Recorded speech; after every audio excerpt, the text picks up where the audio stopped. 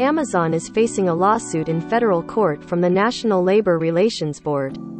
The watchdog has asked a judge to issue an injunction forcing Amazon to give labor activist Gerald Bryson his job back. Amazon fired Bryson in April 2020, in what the NLRB says is a clear case of Amazon retaliating against him for protesting unsafe working conditions at its JFK 8 warehouse in Staten Island, NY.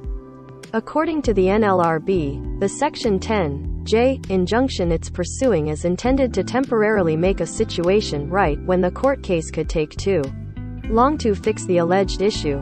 In this case, Bryson has been fighting to get his job back for almost 2 years, according to the New York Times.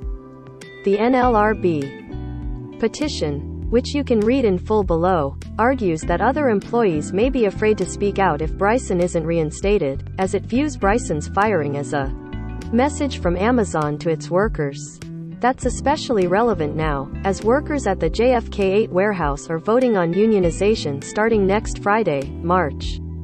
In a statement emailed to The Verge, NLRB Regional Director Kathy Drew King said, "We are seeking an injunction in district court to immediately reinstate a worker that Amazon illegally fired for exercising his Section 7 rights.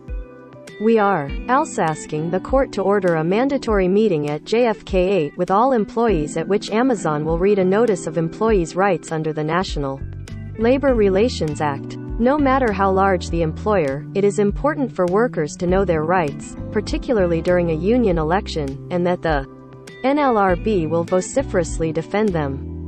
Amazon did not immediately respond to a request for comment. "This isn't a court case with somebody suing for me, this is my life." For Bryson, the process has been frustrating.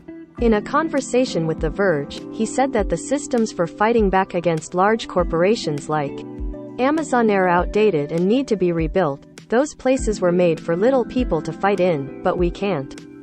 It's like we're told, "Hey, here's a boxing ring, but you won't get any gloves." He also said that he had been frustrated seeing Amazon settle other cases brought by employees while his dragged on. "This isn't a court case with somebody suing for me. This is my life," he said, talking about his struggles dealing with being out of work as a single father.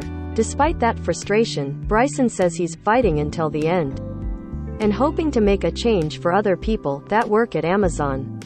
Bryson says he's one of the leaders of the Amazon Labor Union, the organization leading unionization efforts at the JFK 8 warehouse where Bryson used to work. The ALU is also involved in efforts at another Amazon Staten Island facility, LDJ5, where organizers have received the go-ahead to continue unionization efforts. The process of deciding election details is ongoing. The union is headed by Christian Smalls, another worker fired by Amazon. Related, a fired Amazon worker is trying to unionize 4 NYC area facilities.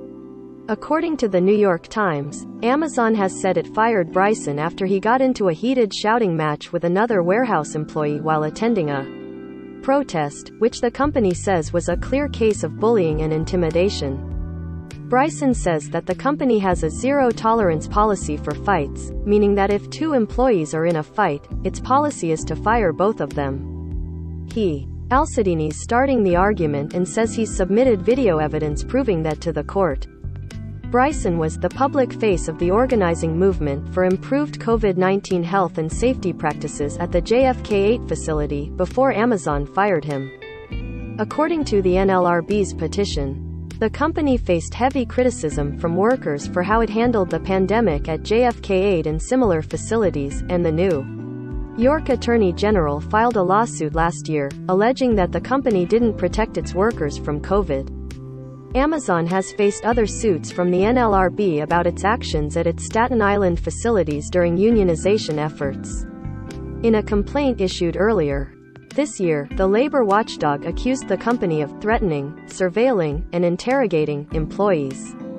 The complaint alleged that security personnel at the warehouses confiscated union materials from organizers, the company called organizers thugs, and that it promised to solve employees' issues itself if they rejected unionization efforts. In December, the NLRB reached a settlement with Amazon that required the company to notify workers of their rights to organize via emails, a message on an internal app and website, and physically posted signs. While these notifications were a step forward, the all-hands meeting the NLRB is proposing, which would also involve posting written notices, would likely be significantly more attention-grabbing for employees. In the settlement, Amazon also agreed to let employees organize on company property outside of their shift time, something they were reportedly not allowed to do before.